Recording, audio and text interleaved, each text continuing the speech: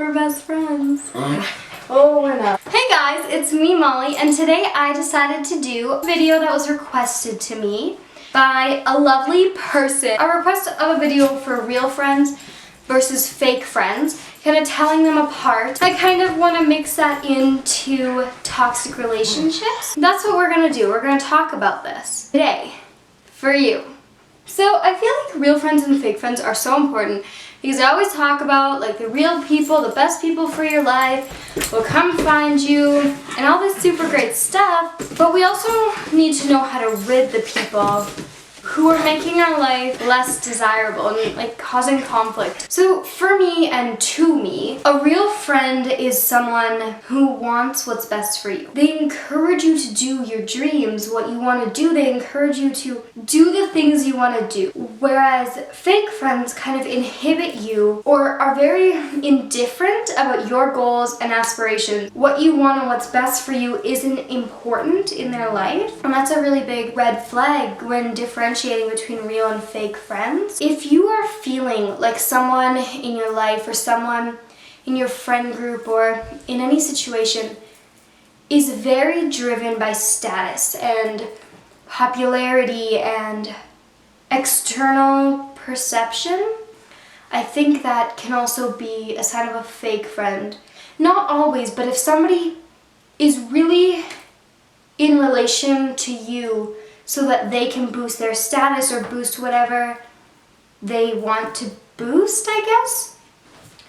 That's kind of a sign, because when you contrast that to a real friend, like someone who truly loves you doesn't care if you're gonna bring them popularity. That's not why they're your friend, and so it doesn't matter to them. Whereas if that's the reason someone's your friend, that's gonna strongly impact why they even hang around with you. There's so much give and take in relationships, and there's always that fine line between too much give and too much take. You really need to feel like it's two sides coming together. I hear this where it's like, I was half, you were half, we made a whole, but I'm not too sure if that's really the point.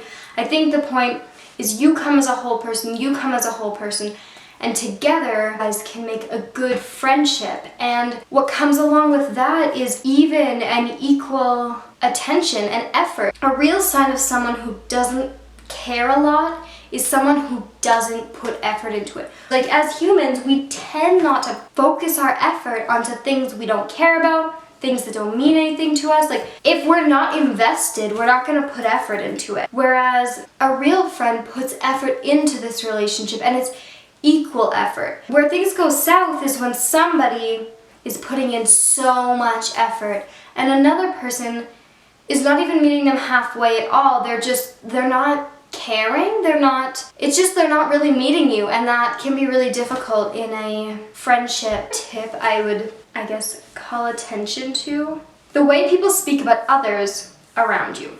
This is a huge thing for me. This is a huge character revealer, good and bad. The way somebody speaks about another individual behind their back really showcases to me what potentially they're saying about me. Now, I by no means can guarantee that so-and-so are going to speak negatively about me because they did about another person, but I'm also that much more likely to think that they are. They aren't very nice to other people, and so why am I different in that sense? That really, I mean, if somebody speaks super highly and focuses on the positive aspects of another person, I think that's so wonderful, and that's definitely a trait you want in a real friend. Whereas if you're very negative towards other people, I think not necessarily 100%, but you're more likely to find potentially a fake or dull relationship within that behavior, because it's very harmful to all involved. Toxic relationships happen, and a lot of times I don't think we see them creeping up, and it's very hard to see that we're in something negative until we step out of it. But it's just so hard to do that introspection and see,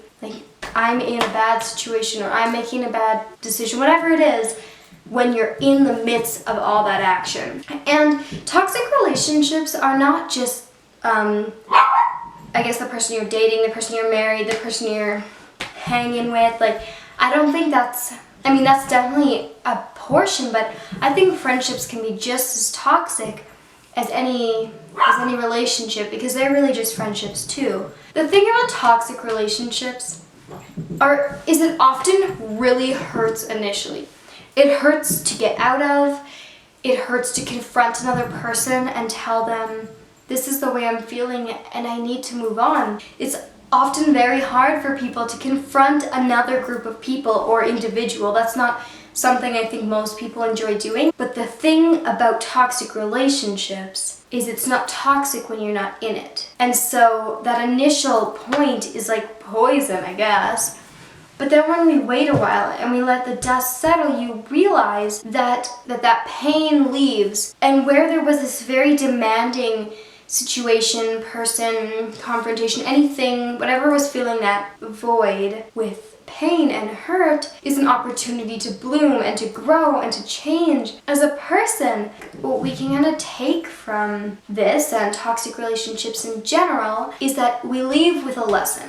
Work on your introspection skills because, like I said before, it's super hard to identify something when you're in it. And so I think if we learn that skill, we're better able to find situations that we need to get out of, and therefore we're more likely and more able to take the steps and precautions to free ourselves from those situations. Through time and through life, you'll probably go through friends. And I don't think that's negative because I don't have to leave wishing them hard feelings or hard times. We can leave things and wish them best for the future, but not want to be in their future. Real friends have a more selfless attitude, whereas fake friends have a more selfish attitude. So I would just encourage you to seek these things and to look in your friend group or your relationships and see if you can find any red flags that are holding you back.